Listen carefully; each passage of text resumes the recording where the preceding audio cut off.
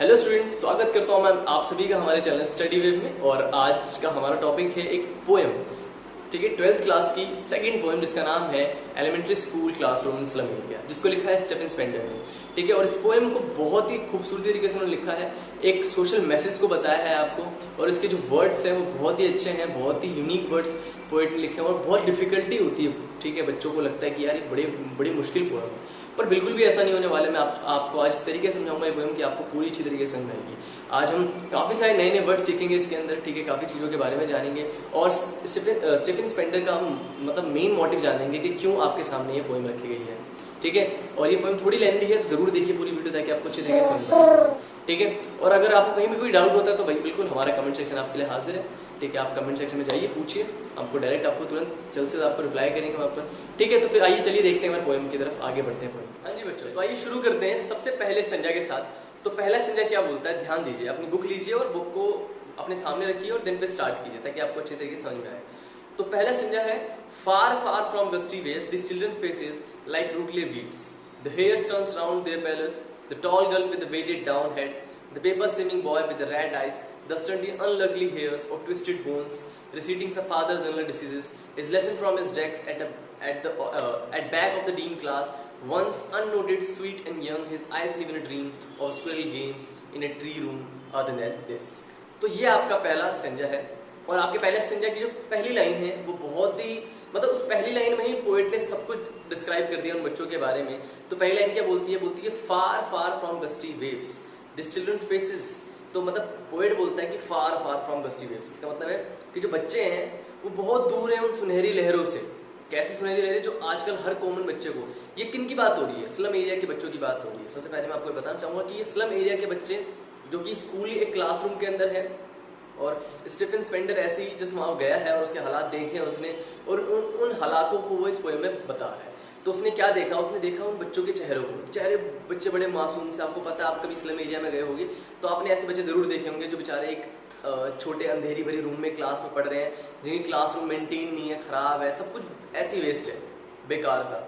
ठीक है, तो वो बच्चे ना उन सभी अच्छी चीज़ों से बहुत दूर हैं जो आपको मिलती है, जो हर एक कॉमन बच्चे का राइट है, जो उनको मिलना चाहिए पर उनको नहीं मिल रहा, वो उन सभी चीज़ों से बहुत दूर है। उनको पता ही नहीं कि लाइफ की एग्जैक्टली मीनिंग क्या है, एज ए मतलब होता है कि एजुकेशन को वो इन चीज़ों से परे हैं, बहुत दूर है। तो वो उन्हीं चीज़ों को डिस्क्राइब करता है और बोलता है कि far far from gusty waves this children faces like rootless weeds. तो उनको देखो क्या बोला है, इन बच्चों का चेहरा है कैसा है, लाइक रूटलेस वीड्स। अब इसका मतलब समझ रहे हो कि एक ऐसे पौधे जिनकी कोई जड़ें ही नहीं है। ये बच्चे ऐसे हैं जिनकी एक ऐसे पौधे जिनकी जड़ें नहीं है, यानी मीनिंगलेस हैं बच्चे। समझ रहे हो, आपने कभी ऐसा कोई पौधा देखा है जिसकी जड़ें ना हो, जिनकी रूट ही ना हो और वो फल रहे हैं, ऐसा कभी हो नहीं सकता। तो वैसे ही बच्चे हैं ये। ठीक है, तो सिंबली इतना खतरनाक उन्होंने मतलब एक तरीके कंपैरिजन इतना खतरनाक किया है पोएट ने, और साफ बताया कि एक ऐसे वीड्स हैं जो कि एक रूटलेस है, इनकी कोई रूट्स ही नहीं है। ठीक है, the hair turns round their pillars, the tall girl with the weighted down head, the paper swimming boys। तो वहाँ पे जो बच्चे हैं उनके बाल ऐसे बिखरे रहते हैं पूरे ऐसे आए। जैसे आप जब स्कूल जाते तो आपकी मॉम आपको अच्छी तरीके से आपकी कॉम करती हैं, आपको कंघी करके फिर घर भेजती, सॉरी स्कूल भेजती हैं। पर ये बच्चे बिल्कुल ही इससे डिफरेंट, एकदम डिफरेंट। उनके बाल ऐसे बिखरे हुए होते हैं, सारे माथे में बाल आए हुए ऐसे। ठीक है, और फिर पोएट एक क्लासरूम में एक लड़की बैठी है जो कि पतली सी है, tall girl with a weighted down head. ठीक है, एक पतली सी लंबी सी लड़की जिसका सर बहुत बड़ा सा लग रहा है। अब इसका मतलब ये नहीं कि सर बहुत बड़ा है, एग्जैक्टली मतलब बहुत पतली है और उसके उस पतले होने की वजह से सर जो है उसका वो बहुत बड़ा दिखता है। तो इसलिए उसको वो पॉइंट करता है और बोलता है कि एक लड़की है वहाँ पर पतली दुबली सी बेचारी, उसका सर इतना बड़ा सा लगता है, ऐसा लगता है कितना टेंशन है उसको। ठीक है, उस सर उसने झुका के बैठी हुई है वो। द पेपर स्विमिंग बॉय, तो राइटर क्या पोएट क्या बोलते हैं, the paper swimming boy. Paper swimming boy exactly मतलब पता होगा ना, पेपर स्विमिंग यानी पेपर जितने पतले बच्चे हैं वहाँ पर, मतलब उनकी जो हेल्थ है, जो फिजिकली कंडीशन है वो पेपर जितने बच्चे, पेपर से दिखने वाले बच्चे उतने पतले हैं बेचारे। ठीक है, फिर आगे क्या बोलता है, the stunted unlucky hairs of twisted bones, मतलब वो एक अनलकी पर्सन है, मतलब एक अनलकी चीज पार्ट है वो। ऐसा लगता है उनको कि receding of fathers general diseases, ऐसा लगता है कि उनको वो जो इतने पतले बेचारे उनकी कंडीशन देख के ऐसा लगता है कि उनको कोई बीमारी है, और वो बीमारी जो उनको फादर से मिली। हर किसी का होता है ना कि जैसे मान लीजिए अगर किसी का फादर को ये प्रॉब्लम है तो उसके बच्चों को भी वैसी प्रॉब्लम मिल जाती है। ठीक है, कई बार क्या होता है कि मान लीजिए कोई बच्चा है ठीक है, जिसके फादर हैं वो थोड़ा कम देख पाते हैं, तो बच्चा भी ऐसे ही होता है, लाइक बच्चे को भी वो चीज़ गेन हो जाती है कि उसके बच्चे को भी कम दिखता है। तो वैसे ही यहाँ पर ऐसा उनको देख के लगता है, फिजिकली उनको देख के ऐसा लगता है कि इतने पतले हैं कि उनको बीमारी मिली, वो बीमारी है उनकी जो कि उनको फादर से मिलती आ रही है।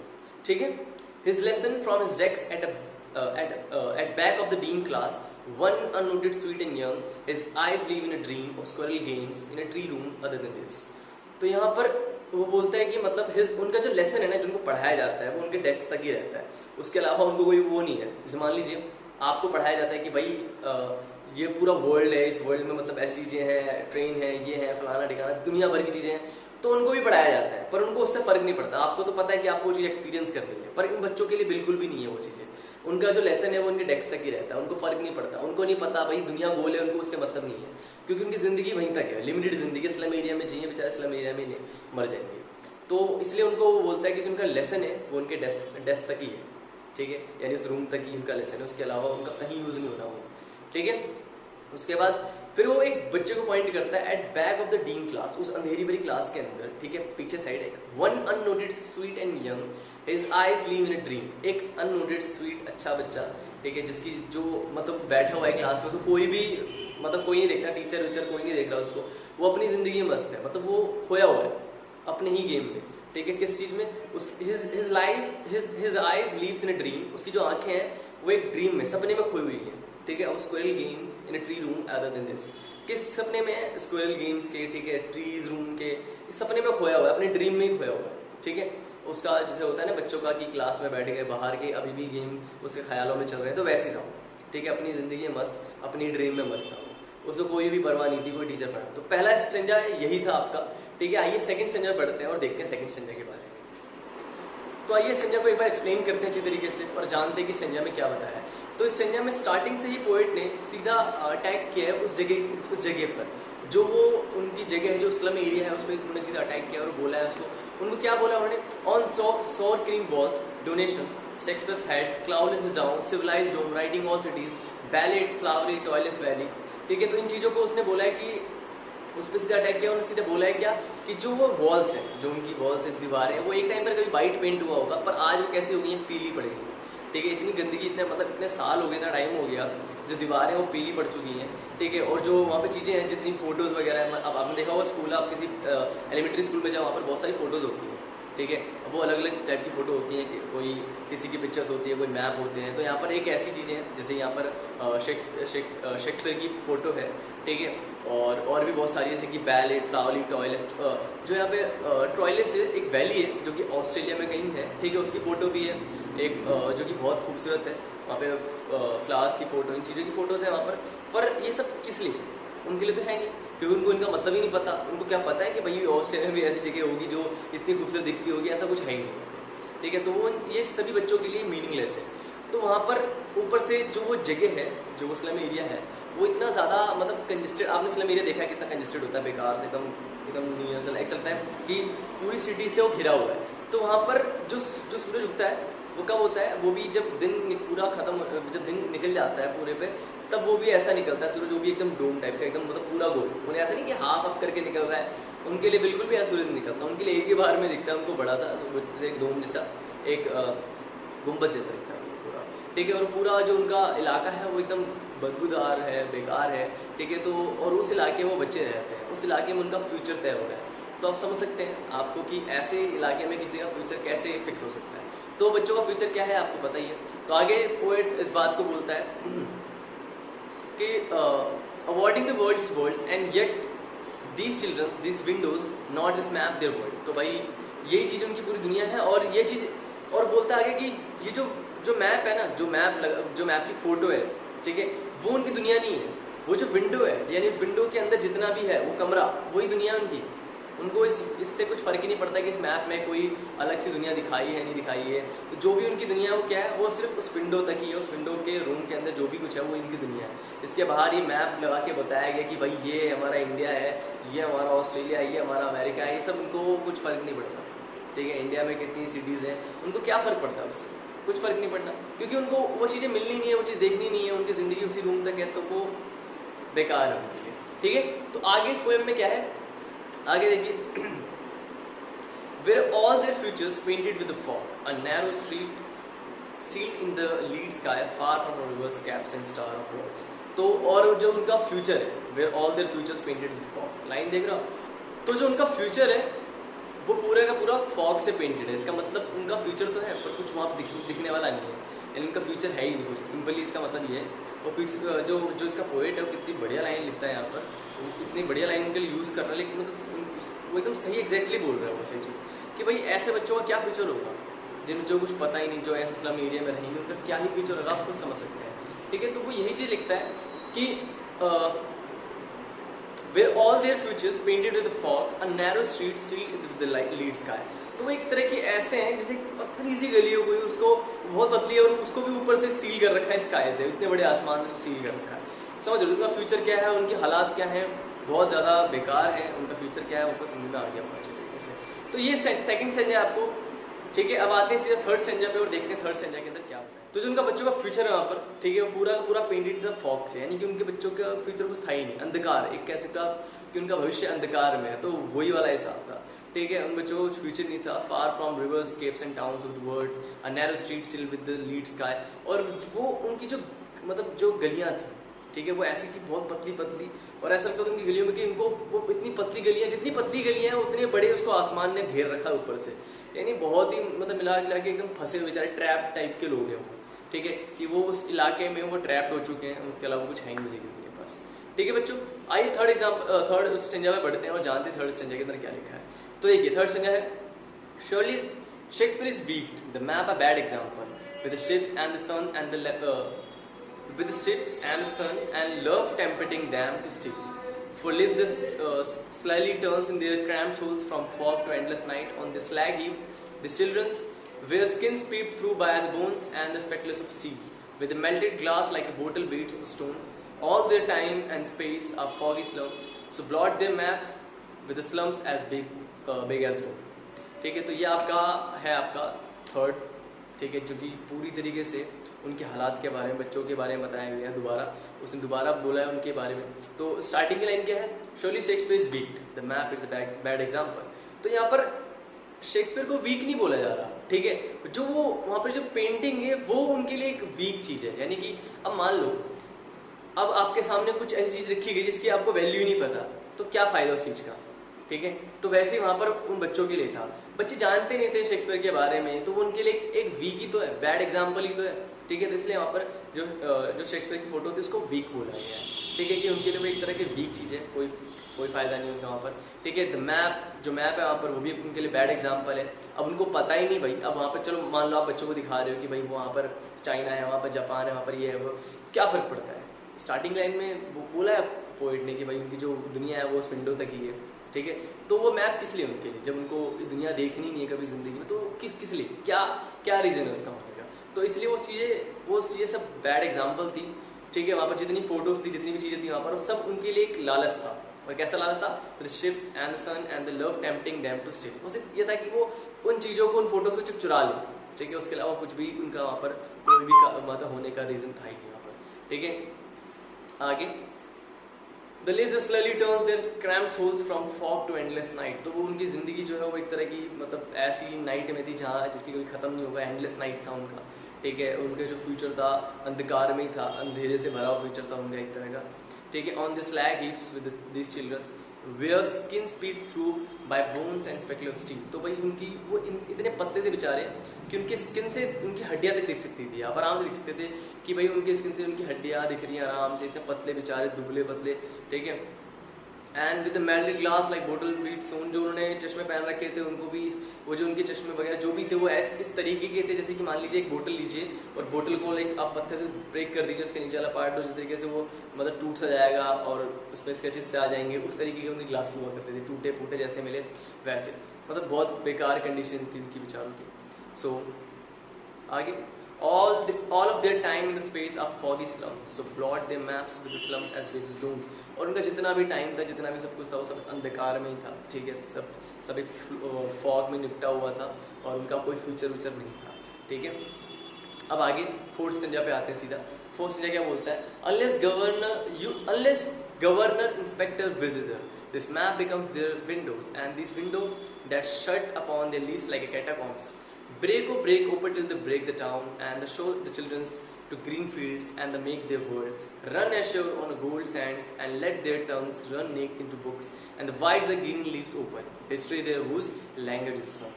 ठीक है, तो ये लास्ट इंजॉय आपका, तो लास्ट इंजॉय देख लेते हैं क्या है। तो यहाँ पर स्टार्टिंग की लाइन है अनलेस गवर्नर इंस्पेक्टर विजिटर। तो यहाँ पर unless governor inspector visitor useless बोला जा रहा है यहाँ पर सीधी तरीके से, किन किन को, गवर्नर को, इंस्पेक्टर को, विजिटर को। मतलब ऐसे यूजलेस नहीं बोला जा रहा है, उनको सिर्फ इसलिए बोला जा रहा है क्योंकि भाई वो उन लोगों को वो कहता है कि भाई तुम मतलब तुम बेकार हो इनके लिए, तुम आते हो यहाँ पर विजिट करते हो और तुम उनके लिए कुछ करते नहीं, तो यू आर यूजलेस।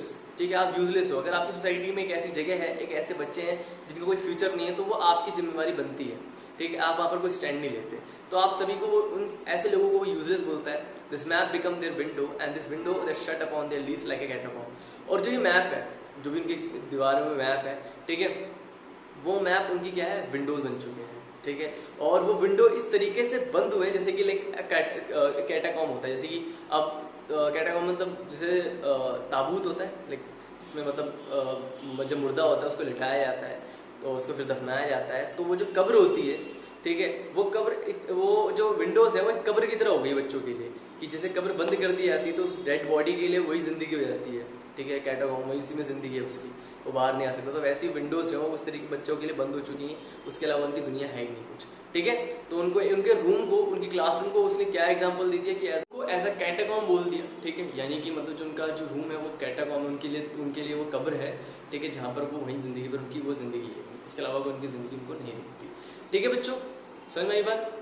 तो अब आगे आइए, आगे देखते हैं जरा। ठीक है, तो आगे है break o break open till the break the town and show the childrens the green fields and the make their world. तो यहाँ पर फिर पोएट बोलता है कि ब्रेक ओ ब्रेक, यानी कि तोड़ो तोड़ो, जितना है यहाँ पर, जितना भी स्लम एरिया है सबको तोड़ दो। ठीक है, और तोड़ने के बाद तब तक ऐसा करो तक कि बच्चे इन बच्चों को तोड़ के, इनका टाउन जो है ये स्लम एरिया से तोड़ो और इन बच्चों को ले जाओ और वो ग्रीन फील्ड्स दिखाओ, खुशहाली दिखाओ, इस दुनिया की खूबसूरती दिखाओ। ठीक है, इनको यहाँ से निकालो, बस पोएट चाहते हैं कि वो यहाँ से इस जगह से निकाल दिया जाए। Run azure the gold sands let their tongues run naked into the book of the white and the green leaves upon history their whose language is sun. तो यहाँ पर फिर बोलता है पोएट कि मतलब इनको उस सुनहरी रेतों पर भगाओ। ठीक है, वहाँ भागने का मौका दो इनको, इस दुनिया के जो नेचर है, जो असली नेचर है, जो प्यार है, उसको एडमायर करने का एक बार टाइम दो। ठीक है, इनको ग्रीन फील्ड्स दिखाओ, इनको बुक्स पढ़ने को दो अच्छी खासी। ठीक है, इनको हर चीज़ वो दो जो हर एक बच्चे का राइट है। ऐसा नहीं कि इनको एक्स्ट्रा दो। देखो यहाँ पर पोएट ने एक्स्ट्रा की डिमांड नहीं करता, यहाँ पर सिर्फ पोएट इतना ही बोल रहा है कि इनको वो चीज़ दो जो उनका राइट है। ठीक है, बस मतलब एक जो कॉमन बच्चे को मिलता है, जो गवर्नमेंट एक कॉमन बच्चे को फैसिलिटी देती है, और जो हमारा एज ए ह्यूमन एक फ़र्ज़ बनता है कि एक बच्चे को ये चीज़ दी जाए, तो वही दो इनको। ऐसा नहीं कि इन्हीं बच्चों के लिए स्पेशली कुछ अलग से दे दो, ऐसा बिल्कुल भी नहीं, पर इनको वो तो दो जो इनका राइट है। ठीक है, और फिर आगे इसका पोएट बोलता है, और फिर जब राइटर एंड करता है इस पोएट को, तो खूब से एक अच्छी लाइन से एंड करता है और बोलता है कि मतलब अगर ये बच्चे इस तरीके से काम करेंगे, इस तरीके से पढ़ेंगे, तो मे बी जो इनका फ्यूचर है, जो जिस तरीके से फॉग से कवर है, या इनका फ्यूचर एक तरह फेडेड है, जो भी खराबी है, अपने फ्यूचर को एक ब्राइट कर पाएंगे। कब कर पाएंगे? जब इनको ये चीज़ें मिलेंगी। अब ये पढ़ेंगे, लिखेंगे, अच्छा करेंगे, तो कहीं जाकर इनका अच्छा फ्यूचर तैयार हो जाएगा। और इन चीज़ों को करने के लिए हम आम इंसान, जैसे इन्होंने यूजलेस बोला था इंस्पेक्टर गवर्नर को, ठीक है, विजिटर्स को यूजलेस बोला था पोएट ने, तो उन लोगों को वो बोलता है कि भाई तुम काम करो इन लोगों के लिए, इनको मतलब इनका राइट दो। ठीक है, और ताकि यही बच्चे जाके हमारा यूथ तैयार होंगे, और जब यूथ इतना अच्छा होगा हमारा, इस तरीके से होगा यूथ, तो बेकार जाएगा, और अच्छा बनाएंगे उनको, तो हमारे ही देश को कहीं ना कहीं अल्टीमेटली फायदा होगा। ठीक है, तो राइटर जो पोएट है वो इसी तरीके से सभी से मतलब एक तरह की अपील करता है। ठीक है, और यही था पोएम का मेन मकसद कि आप सभी ये बात समझें, जो स्लम एरिया जो मतलब जो लोग रिस्पॉन्सिबल हैं इन चीज़ों के, वो इस चीज़ को समझें, और ऐसे स्लम एरियाज में जो स्कूल है उनको अच्छा बनाएं। ये हमारी गवर्नमेंट की जिम्मेवारी है। ठीक है, कि इन चीज़ों पे ध्यान दें, और आप तक की जिम्मेवारी है कि आप इन चीज़ों की, अगर आसपास आपके है, आपकी नज़र में कोई है, तो आप आगे तक कंप्लेन करें, ताकि जो अथॉरिटीज़ हैं वो इन चीज़ों को एक्शन दें। ठीक है, तो जैसा कि हम जानते हैं स्टीफन स्पेंडर बहुत ही अच्छे पोएम थे, बहुत अच्छे पोएट थे, उन्होंने बहुत अच्छी पोएम लिखी है। ठीक है, और इस पोएम के थ्रू वो इन चीज़ों को, इस सोशल मैसेज को वो लोगों तक दिखाना चाहते थे। ठीक है, तो होप आपको समझ में आई होगी पोएम। अगर कोई भी किसी भी वर्ड में आपको डाउट होता है तो आप कमेंट सेक्शन में जाइए, पूछिए मुझसे। ठीक। ठीक है। वैसे हम लाइन वाइज लाइन एक बार और हम इसकी डालेंगे, ठीक है, जहाँ पर हम स्टेंजा बाई स्टेंजा दोबारा हम बुक पे अच्छी तरीके से एक एक वर्ड को हम देखेंगे, ठीक है। तब तक के लिए आपको ये क्लास में मैंने लगभग पूरा आपको एक्सप्लेन किया अच्छे तरीके। अगर आपको समझ में आया तो आप एक लाइक ज़रूर कर दीजिएगा और सब्सक्राइब हमारे चैनल को कीजिए। तब तक मिलते हैं आपसे नेक्स्ट क्लास में। Bye bye.